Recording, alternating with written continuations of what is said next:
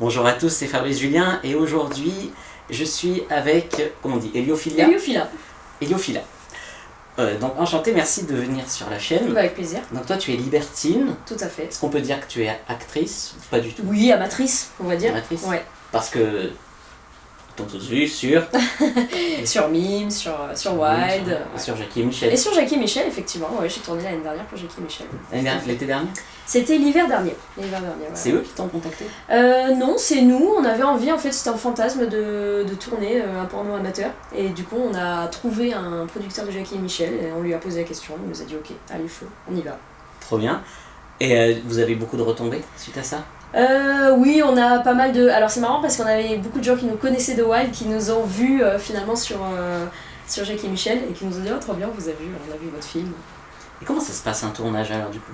Alors, il y a de la paperasse déjà avant tout, voilà, signer les autorisations, c'est hyper carré en termes de consentement. On dit les pratiques qu'on veut faire, on a toutes les autorisations de droit à l'image, signature, tout ça. Et alors nous, on a tourné 5 scènes en 2 jours. Il y avait tout un programme, voilà, moi avec un mec, moi avec 2 mecs, moi avec 3 mecs. Voilà. Et ça s'est étalé sur les 2 jours. Et en fait, chez Jackie et Michel, on tourne en une fois, une scène de 20 minutes. Ça se fait, voilà, il n'y a pas de deuxième prise, troisième prise, on tourne de A à Z la scène. Et ouais, ça se fait un petit peu au feeling. Tout à fait. Haut de gamme quoi. Ouais, alors disons que les mecs généralement sont des acteurs qui ont l'habitude de tourner et c'est eux qui drivent un peu le truc, donc moi je suis amatrice totalement, mais ils m'ont drivé et finalement ça fait une scène plutôt pro finalement grâce à eux quoi. Parce que d'habitude c'est toi qui drive les mecs? D'habitude c'est un peu moi qui drive les mecs. Ouais. Alors ça dépend des moments, mais j'aime bien. Ouais. Ok, intéressant. Donc du coup, toi tu es libertine, de toute façon tu avais déjà fait des pornos amateurs, ouais. Ça c'est très bien. Ouais. Dis-nous tout, comment tu aimes baiser? Ah, il y a plein de manières dont j'aime baiser. Alors moi j'aime bien quand ça soit un petit peu hard quand même. J'aime bien ce qu'on appelle le dirty talk, j'aime bien un petit peu les insultes. Les dire ou les entendre? Les entendre. Moi je suis plutôt soumise finalement. J'aime bien les mecs qui me prennent un peu en main, qui me traitent un petit peu de salope. Voilà, c'est le genre de choses que j'aime bien. Okay. Des petites fessées mais pas trop fortes. Voilà, je suis pas très grosses fessées qui font mal. Et puis après ça dépend. Finalement ça se fait au feeling des rencontres. Il n'y a pas 2 fois, voilà, c'est jamais pareil finalement le sexe. Tu l'as écrit tout ça sur la feuille là? Non. Ok. Donc du coup, si je résume, donc toi tu aimes un mec, 2 mecs, 3 mecs, ouais, plus. Beaucoup de mecs, j'aime bien. Ouais. Le plus possible. Et que ça soit un peu, donc te sentir prise en main, pour pouvoir peut-être lâcher prise. Ouais, il y a une histoire de ça, ouais. D'être désiré, de lâcher, comment ça? Ouais, je pense qu'il y a un fantasme un peu d'être entre guillemets un objet sexuel, un objet de désir, qui paradoxalement est pas vraiment vrai parce que quand on est entouré de mecs, quand on est une femme qui fait des gangbangs, finalement on a le pouvoir quand même sur tous ces mecs qui sont autour. C'est presque nous qui les utilisons comme un objet sexuel. Mais moi j'adore le côté un peu soumission, ouais, ça m'excite beaucoup finalement. Ça t'excite beaucoup. Ouais. Et dans ce que tu aimes vraiment dans le sexe, c'est pour avoir des conseils pour l'audience. Ouais. C'est quel genre de pratique? C'est doigtage, cuni, levrette? Alors moi je suis pas cuni, je suis très pénétration par contre. Position, j'ai pas de préférence, j'aime bien la levrette effectivement. En ce moment je suis très double. Voilà, je suis très fan de double, j'adore ça. Mais après c'est... Ouais, je suis moins préliminaire finalement, je suis très pénétration, j'aime bien quand ça y va, quand ça y va fort. C'est quoi qui te fait vraiment, qui te permet vraiment de prendre ton orgasme? Je dirais que c'est l'intensité.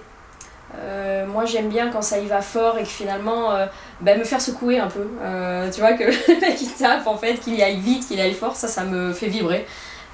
Mais après ça dépend de la personne. Tu vois, selon les personnes, y a des pratiques peut-être qui vont m'amener, que j'ai pas l'habitude de faire, et j'aime bien que ça varie aussi. C'est difficile de dire vraiment telle ou telle pratique, parce que finalement, en fonction des rencontres, en fonction du feeling que tu as avec la personne, en fonction par exemple de la forme de la bite aussi, qui va pas appuyer au même endroit, tu vas préférer une position ou une autre, tu vois, il n'y a pas de mode d'emploi parfait finalement, c'est difficile quoi. Ok, ça c'est très très intéressant. Et du coup, tu aurais des conseils, par exemple, de doigtage, puisque tu es pas très cuni? Alors, moi, j'aime bien quand on met juste 2 doigts. C'est marrant parce que 3 ou 4 ça me plaît pas. Tu vois, c'est vraiment 2. Et j'aime l'intensité comme dans la pénétration finalement. J'aime qu'il y ait de la vitesse. Qu'il y ait de la vitesse dans le doigtage, quoi. Après, j'aime bien aussi la stimulation extérieure. Parce que souvent dans le doigtage on se dit faut toujours aller à l'intérieur. Ben non, moi j'adore vraiment quand il y a juste caresse un peu appuyée, mais caresse sur le clitoris, je trouve ça génial. Et ouais, voilà ce que je pourrais dire sur le doigtage. Donc mêler la pénétration et la caresse du clitoris. Ouais. Et la pénétration des doigts, c'est pour te faire squirter ou c'est juste pour le point G? Les deux.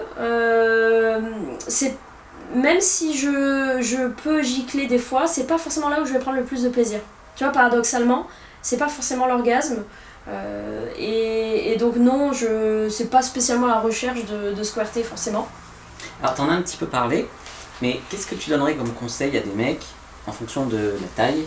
J'imagine que tu as vu plusieurs formes, plusieurs tailles, j'imagine. Et aussi peut-être de leur âge, de leur endurance.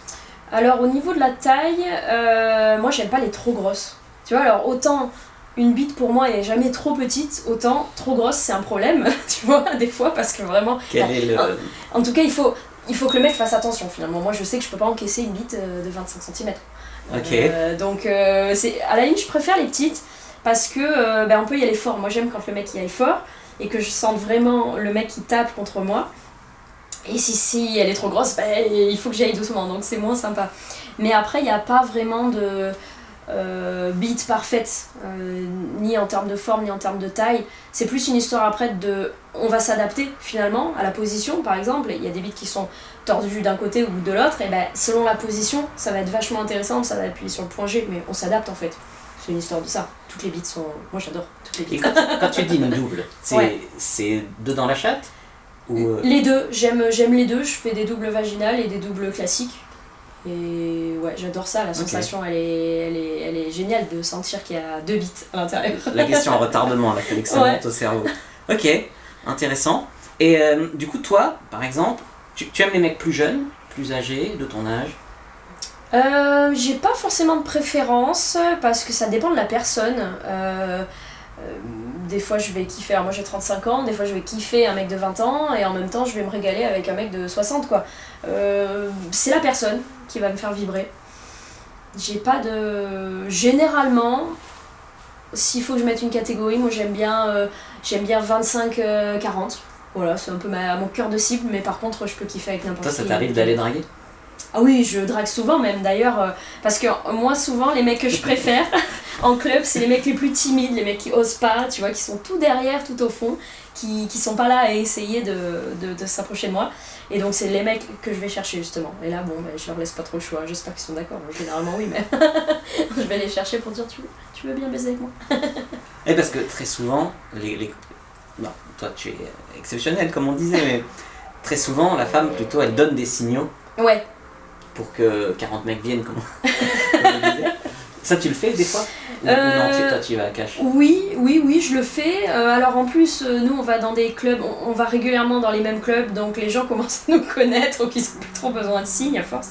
Mais oui, je pense que par exemple, commencer, alors être dans un... Par exemple, nous, on va beaucoup dans des spas, donc être dans un hammam et commencer un petit peu à se toucher, c'est un signe clair de se dire que... Ah oui, là, c'est plus... Voilà... Tu fais quoi? Tu mets ta main? Ouais, alors des fois je vais... des fois je vais me toucher, ou je vais toucher mon chéri, et là je vois que des mecs se rapprochent, donc ils ont un petit peu compris que je voulais passer à l'étape supérieure. Et quand je veux me lancer, je vais vers un mec finalement, je vais vers un mec, je commence à le sucer, et puis après les autres comprennent que c'est parti. Mais dis-moi, quand tu vas voir un mec timide, d'accord, oui. Tu prends le plus timide, ça c'est bien. Et qu'est-ce que tu peux bien lui dire? Tu le suces direct? Ouais, généralement je lui dis rien, je le suce, ouais.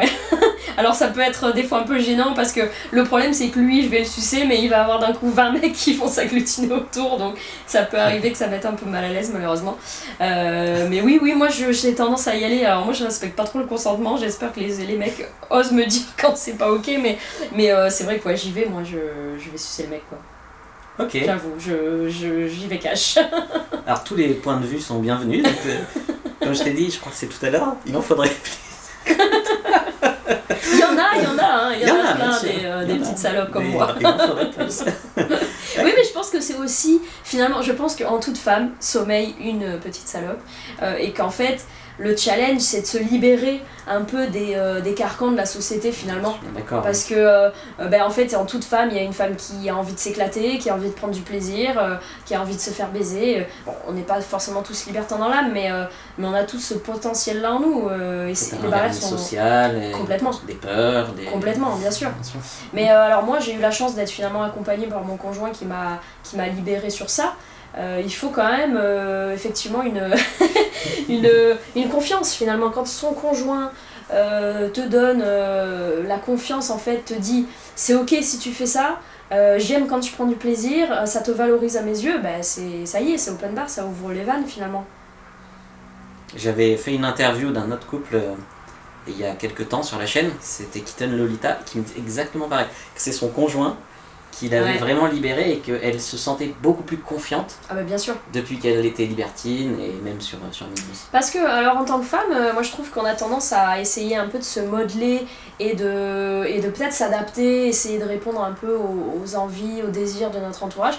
Et souvent quand on est avec un mec, on va faire attention à ce qu'il pense de nous finalement, et quand le mec nous dit oh là là, j'ai pas envie que tu t'habilles trop court, j'ai pas envie que tu fasses ceci, que tu fasses cela, ça nous motive pas finalement à être pleinement nous-mêmes, et moi j'ai la chance d'en avoir un qui me pousse à m'éclater et à on va dire explorer tout mon potentiel sexuel, et du coup ça me booste en fait.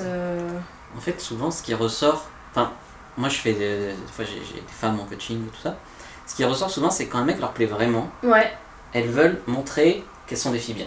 Tu vois, plus le mec leur plaît, moins finalement elle fait salope, comme tu disais. Et si le mec il est normal et ça va, là ça va. Mais plus s'il lui plaît. Ouais, mais dans l'inconscient collectif, on a l'impression que y a deux catégories de personnes. Il y a les gens avec qui on baise et avec qui on s'éclate, et puis il y a les gens avec qui on fait notre vie. Et en fait non, ça peut totalement être... Et d'ailleurs, même pour moi, c'est le secret du bonheur finalement. C'est d'avoir un mec avec qui je partage ma vie, avec qui on construit des choses, avec qui je bosse, j'ai une entreprise, voilà. Et avec qui je m'éclate et qui va m'emmener me faire baiser par 40 mecs, quoi. C'est génial. À un moment, j'avais fait un petit programme sur comment on pimente un peu une relation. Et ça avait fait je sais pas, des centaines de ventes. Parce que, en fait, il y a beaucoup de couples qui sont ensemble, qui peuvent s'aimer, hein, bien sûr, qui s'aiment beaucoup, mais qui n'ont pas baisé depuis 2 mois. Et oui, mais bien sûr. Mais je pense qu'on n'est pas fondamentalement fait pour être monogame. Alors c'est ma théorie personnelle, mais... C'est un besoin de variété, je pense. Ouais, je pense finalement, être avec une seule personne tout le temps, c'est un peu redondant, c'est un peu la routine, alors que on peut continuer à être ensemble dans le libertinage finalement, intégrer d'autres personnes, et en fait ça booste même sa vie sexuelle finalement. Ça nous soude complètement, ça nous rapproche, et même ça booste notre vie sexuelle à nous deux. Finalement, parce qu'on a des idées, on a des fantasmes, on a des souvenirs de choses qu'on a fait, des choses qu'on a envie de faire, c'est génial.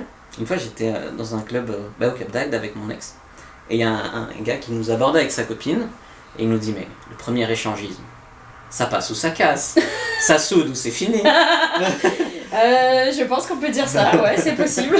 Nous ça nous a soudés, mais peut-être que ça a séparé des couples, je sais pas. Ouais, je pense. Après, le secret, c'est surtout de bien communiquer, quoi. Je pense que si t'as bien communiqué en amont et que tu es vachement à l'écoute de l'autre et que tu communiques bien après, y a pas de raison que ça te sépare finalement, au contraire. Non, mais je pense, moi je suis... Mais oui, mais je suis d'accord avec cette théorie aussi, mais... mais c'est parce que, moi j'ai fait quelques études sur le désir et tout ça. Ouais. C'est un besoin de variété en fait. Donc, ta variété tu peux l'avoir avec ton conjoint, mais tu peux aussi l'avoir à plusieurs. Et c'est une des manières, c'est ce que je cherche. Et ouais. Tu vois, il y en a qui vont voir des prostituées, il y en a qui vont tromper aussi avec le jardinier, il y en a... C'est un besoin de variété, donc autant le faire ensemble. Bah oui, alors qu'on peut très bien intégrer le jardinier dans notre couple et s'éclater. Ouais. Prochain fantasme, tu vois. Ah, on n'avait pas pensé à ça. Ok, alors pour ceux qui ont bien aimé donc ta bonne humeur et puis tes yeux bleus, où est-ce qu'ils peuvent te retrouver? Alors sur Mime, à Eliophila, mon pseudo, et sur Wild également, même pseudo. Alors ce qu'on va faire, c'est je vais mettre le lien Telegram dans la description, dans les commentaires. Allez. Et le jour où on sort cette vidéo, je partagerai ton lien. Super. Donc vous rejoignez le groupe Telegram et après vous pouvez aller sur le Mime de Eliophila. C'est ça. Voilà. Très bien. Donc n'hésitez pas à regarder une autre vidéo. Là je vais vous mettre donc une autre interview de Libertine. Likez, commentez, puis n'oubliez pas d'aller voir Eliophila.